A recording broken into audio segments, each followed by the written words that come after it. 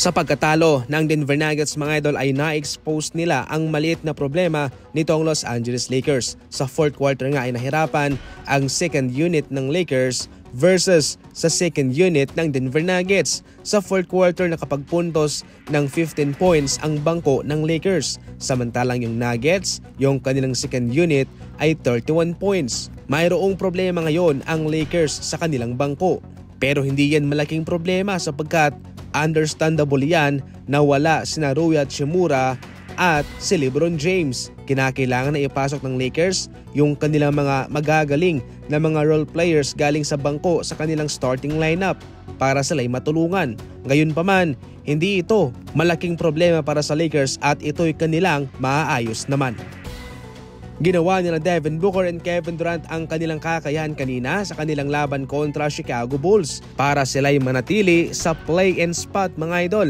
Si Booker mayroong 41 points, si Kevin Durant 26, sa kabila si Kobe White 24 at Vucevic 24 points. Play-in bracket na lang sa ngayon ang pag-asa nitong Phoenix Suns na makapasok man lang sa playoff.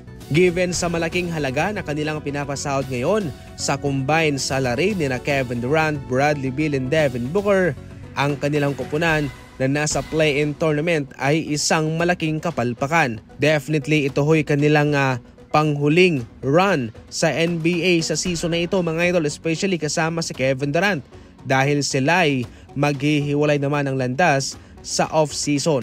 Ngayon pa man, may pag-asa pa rin naman itong Phoenix Suns na makapasok sa playoff mga idol kung kanilang malalampasan ang kanilang kakaharaping mga pagsubok sa daang kanilang tatahakin. Na-impress naman ang eksperto at analyst na si Chris Broussard sa Golden State Warriors, especially sa kanilang bagong bata na si Jimmy Butler. Ayon pa mismo sa analyst na si Chris Broussard, kung tutuusin raw, itong mga ipinapakita sa ngayon ni Jimmy Butler ay hindi pa maiko-consider na playoff Jimmy. Kaya sa ngayon, paborito niya itong Golden State Warriors papunta sa NBA playoff sa kadahilan ng magaling ang kanilang kupunan kasama si Jimmy Butler. Kaya sa pagpasok raw ng NBA playoff ay mailalabas na ni Jimmy Butler ang kanyang playoff Jimmy version. Siguradong sila'y delikadong team na kakalabanin. Sa pagdating ni Jimmy Butler sa Golden State Warriors ay naging balanse ang kanilang kupunan.